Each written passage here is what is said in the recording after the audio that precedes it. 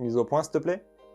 Voilà, je préfère ça. Bonjour tout le monde et bonne année 2018. Aujourd'hui, on se retrouve pour un nouveau concept de vidéo. Et comme vous l'avez vu dans le titre, ça va s'appeler Petit produit en vrac. Alors, qu'est-ce que c'est que ce truc? Tout simplement, une compilation de produits que je n'ai pas présenté précédemment. Donc, ça peut être des produits que j'ai reçus en partenariat ou des achats perso. Je vous le dirai au fur et à mesure. Tout simplement, je n'ai pas jugé qu'ils méritaient une vidéo entière à eux seuls.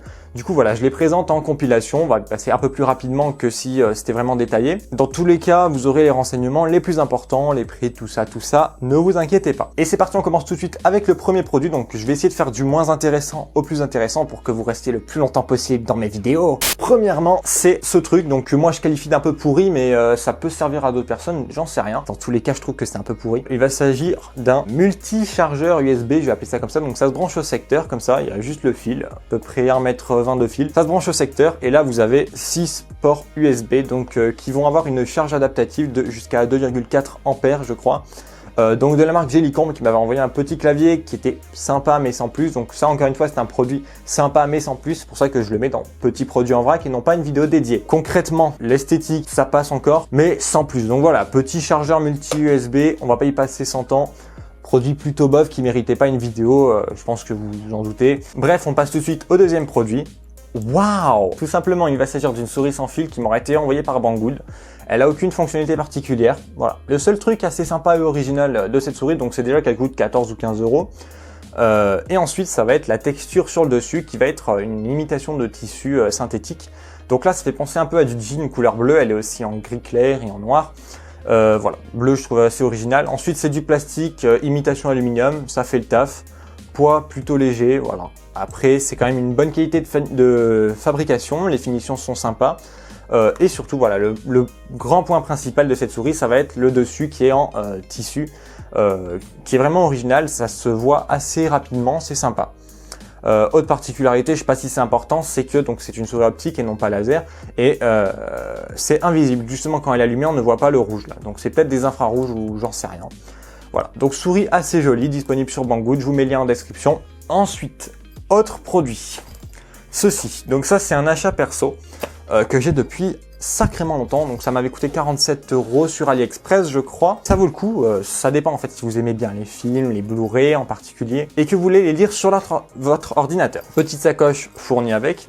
Ça fait toujours plaisir. Ça se présente comme ceci et vous avez un USB 3.0. C'est tout simplement un lecteur Blu-ray pour PC en USB 3.0. Voilà. Donc design que je trouve quand même fort sympathique. Et vous pouvez lire des Blu-ray, des DVD, pas des Blu-ray 3D, mais déjà des Blu-ray et ça coûte 47 € sur AliExpress. Donc voilà, petit achat perso que je voulais vous présenter. Parce que, eh bien, peut-être que vous voulez lire des Blu-ray, que vous n'avez pas forcément la solution. Autre achat perso, ça que j'ai reçu hier. Alors, lunettes de soleil de la marque Kadim, je crois que ça se prononce comme ça. Commandé sur AliExpress pour 7 €, je crois bien. Je vous mets le prix si c'est pas ça. Donc, déjà déballé. Là, je vous l'ai remis pour vous montrer un petit peu comment ça se présente.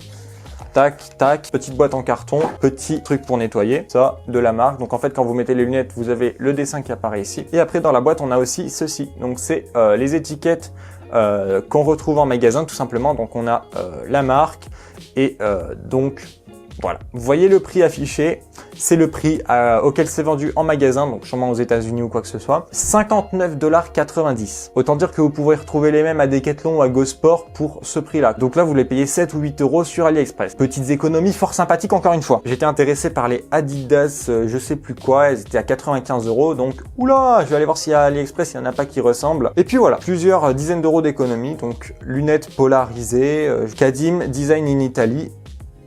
Voilà, autant dire que c'est plutôt pas mal et pour le prix, fort attractif. Je passe tout de suite donc au cinquième et dernier produit de cette petite compilation Petit produit en vrac, même si celui-ci n'est pas forcément petit vu qu'il s'agit d'un clavier gaming mécanique rétro-éclairé, toi-même tu sais. Vous allez comprendre pourquoi je l'ai mis dans cette compilation. et que j'ai pas fait de vidéo dessus. Tout simplement, donc marque Miko, tout ça. Je l'ai ouvert, je l'ai testé et en fait je me suis rendu compte que c'était exactement le même que le Allrally K643 que j'avais déjà présenté. C'est juste le design en aluminium, encore une fois vu que c'est le même, mais la découpe si vous voulez de l'aluminium qui est différente. Sinon niveau interface logicielle, donc j'appelle ça interface logicielle mais c'est tout ce qui est programmable, les touches sont les mêmes au même endroit, les fonctions de lumière sont les mêmes au même endroit, l'intensité des couleurs est la même, tout est vraiment pareil. Il y a juste le design du clavier qui change un petit peu. On n'aura pas les supports smartphone sur le haut, ce qui fait que je trouve que c'est un petit peu moins classe que sur le K643. Après celui-ci est un petit peu moins cher, déjà on peut voir que l'emballage est un peu moins bien fini. C'est vraiment le même que le 643, donc je vous mets la vidéo du 643 par ici et vous aurez exactement le même review que sur celui-ci de chez Meco. Tout simplement, vous n'aurez pas le même design. Et voilà, sur ce, merci d'avoir regardé la vidéo. J'espère que ce nouveau concept vous aura plu. N'hésitez pas à me le dire en commentaire, mettre des petits likes, vous abonner, activer la cloche de notification. Il y a des petits trucs comme ça que vous pouvez faire en 2018 qui me feraient extrêmement plaisir. Voilà, donc vous pouvez commencer par ça. Ce serait extrêmement sympa de votre part. En tout cas, je vous souhaite une très bonne année à tous. Et sur ce, je vous dis à très vite pour de prochains déballages et tests de produits achetés en Chine. Ciao tout le monde!